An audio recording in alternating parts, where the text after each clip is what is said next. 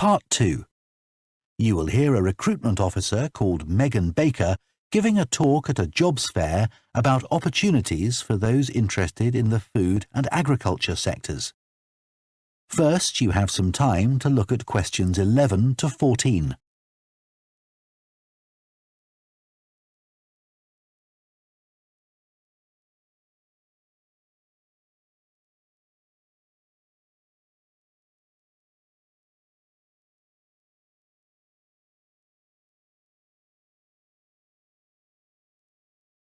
Now listen carefully and answer questions 11 to 14. Hello everyone, my name's Megan Baker and I'm a recruitment consultant at AVT Recruitment Specialists. Now, our company specialises in positions that involve working in the agriculture and horticulture sectors, so that's fresh food production, garden and park maintenance and so on. And these sectors do provide some very special career opportunities. For a start, they often offer opportunities for those who don't want to be stuck with a 40-hour week, but need to juggle work with other responsibilities, such as childcare. And this is very important for many of our recruits. Some people like working in a rural setting, surrounded by plants and trees instead of buildings, although we can't guarantee that. But there are certainly health benefits, especially in jobs where you're not sitting all day looking at a screen, a big plus for many people. Salaries can sometimes be good too, although there's a lot of variety here. And you may have the opportunity in some types of jobs for travel overseas, although that obviously depends on the job, and not everyone is keen to do it. Of course, working outdoors does have its challenges. It's fine in summer, but can be extremely unpleasant when it's cold and windy. You may need to be pretty fit for some jobs, though with modern technology, that's not as important as it once was. And standards of health and safety are much higher now than they used to be, so there are fewer work-related accidents. But if you like a lively city environment surrounded by lots of people, these jobs are probably not for you. They're often in pretty remote areas. And some people worry about finding a suitable place to live, but in our experience, this usually turns out fine. Before you hear the rest of the talk, you have some time to look at questions 15 to 20.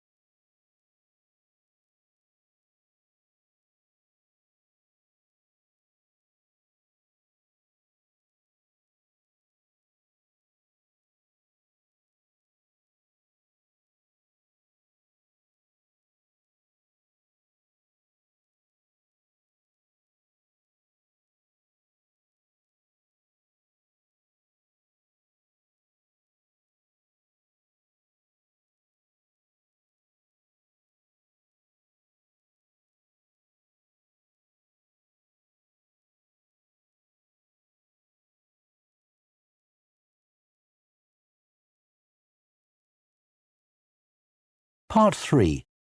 You will hear two food science students called Adam and Rosie starting to plan their presentation on diet and obesity. First, you have some time to look at questions 21 to 24.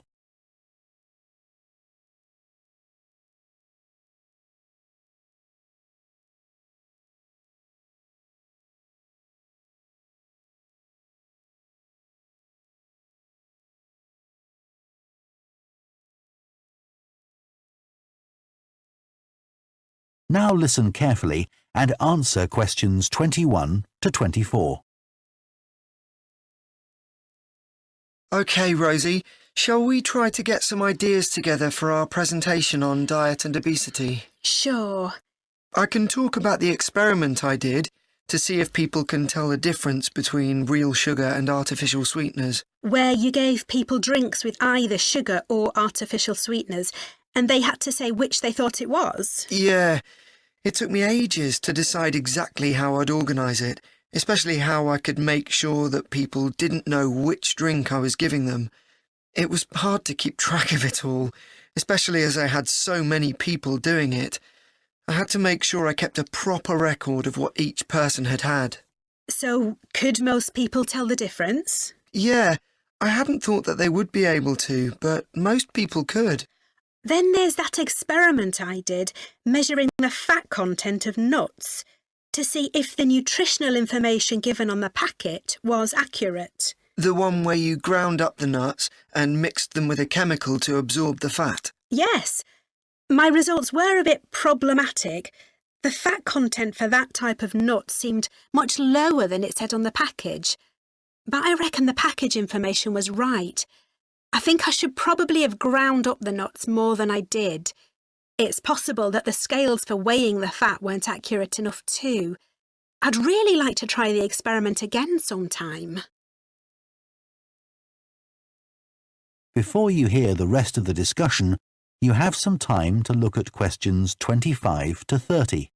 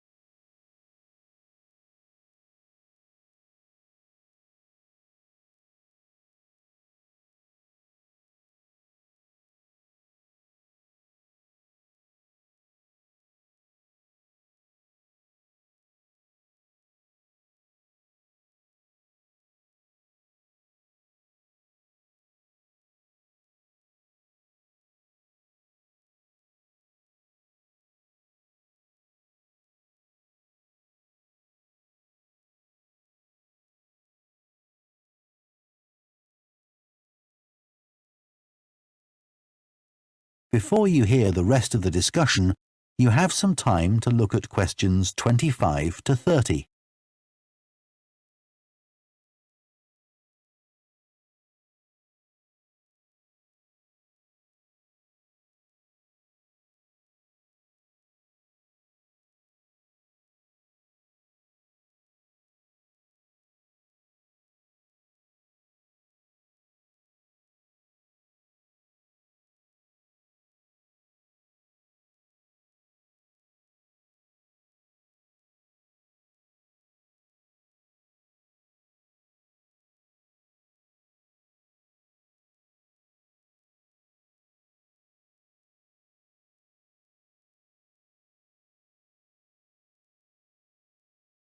Now listen and answer questions 25 to 30. So, what can we say about helping people to lose weight? There's a lot we could say about what restaurants could do to reduce obesity. I read that the items at the start of a menu and the items at the end of a menu are much more likely to be chosen than the items in the middle. So, if you put the low-calorie items at the beginning and end of the menu, people will probably go for the food with fewer calories without even realising what they're doing.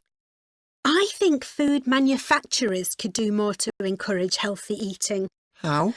Well, when manufacturers put calorie counts of a food on the label, they're sometimes really confusing, and I suspect they do it on purpose, because food that's high in calories tastes better, and so they'll sell more. Yeah, so if you look at the amount of calories in a pizza, they'll give you the calories per quarter pizza, and you think, oh, that's not too bad. But who's going to eat a quarter pizza? Exactly. I suppose another approach to this problem is to get people to exercise more. Right.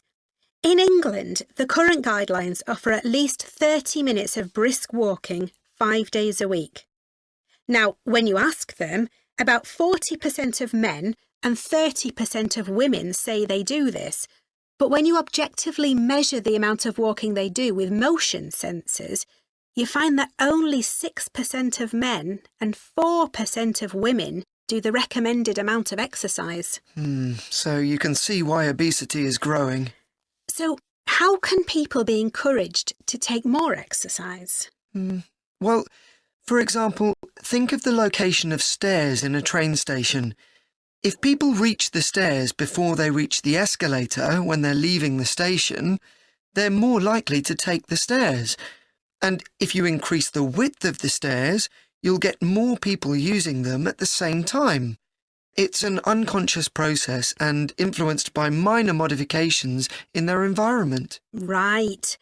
And it might not be a big change, but if it happens every day, it all adds up. Yes, but actually, I'm not sure if we should be talking about exercise in our presentation. Well, we've done quite a bit of reading about it. I know, but it's going to mean we have a very wide focus, and our tutor did say that we need to focus on causes and solutions in terms of nutrition. Oh, I suppose so. And we've got plenty of information about that. OK, well, that will be simpler. So, what shall we do now? We've still got half an hour before our next lecture. Let's think about what we're going to include and what will go where. Then we can decide what slides we need. OK, fine.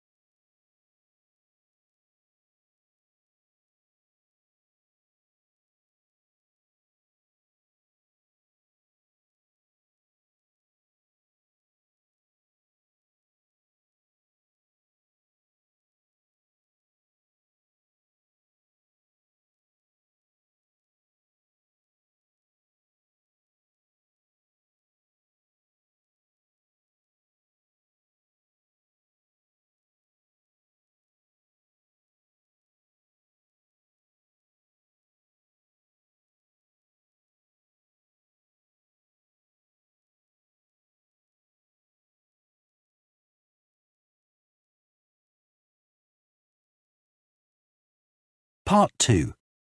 You will hear a town councillor reporting on the local transport network and a recreation facility. First, you have some time to look at questions 11 to 14.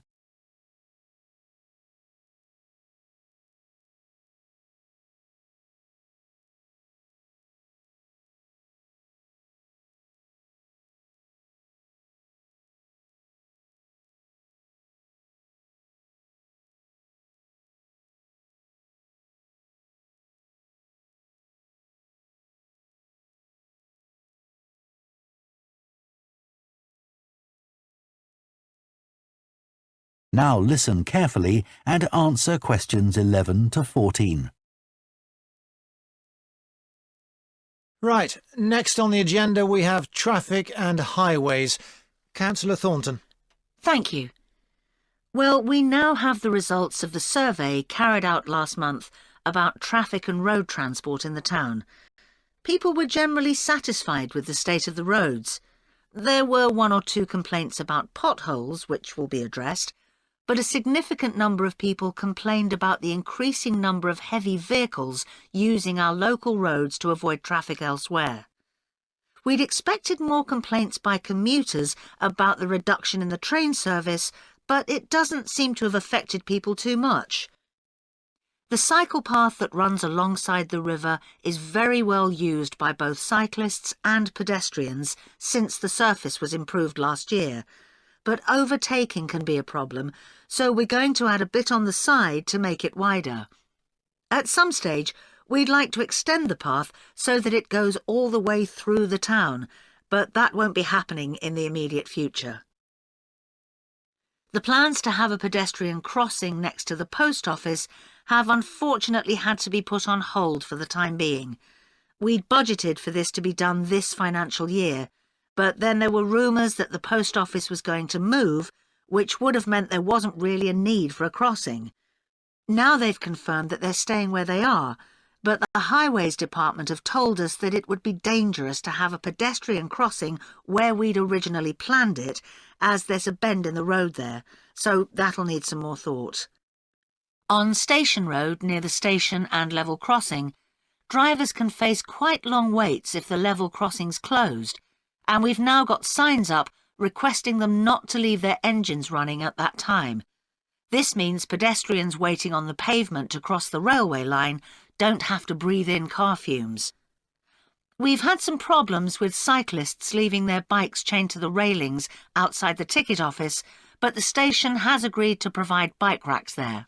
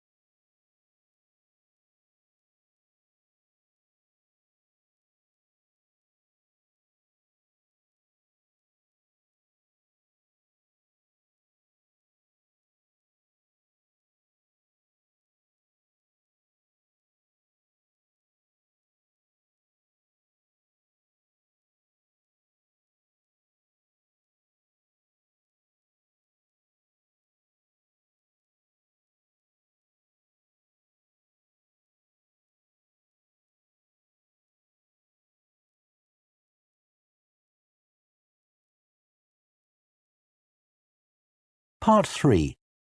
You will hear 2 urban planning students discussing bike-sharing schemes in different cities. First, you have some time to look at questions 21 to 24.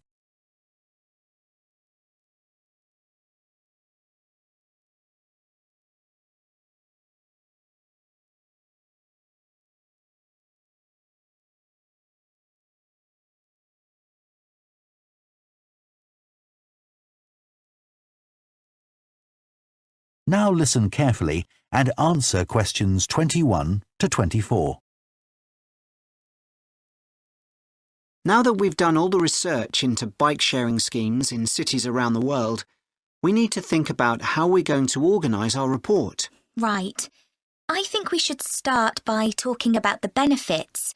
I mean, it's great that so many cities have introduced these schemes where anyone can pick up a bike from dozens of different locations and hire it for a few hours. It makes riding a bike very convenient for people. Yes, but the costs can add up, and that puts people on low incomes off in some places. I suppose so. But if it means more people in general are cycling rather than driving, then because they're increasing the amount of physical activity they do, it's good for their health. OK, but isn't that of less importance? I mean, doesn't the impact of reduced emissions on air pollution have a more significant effect on people's health?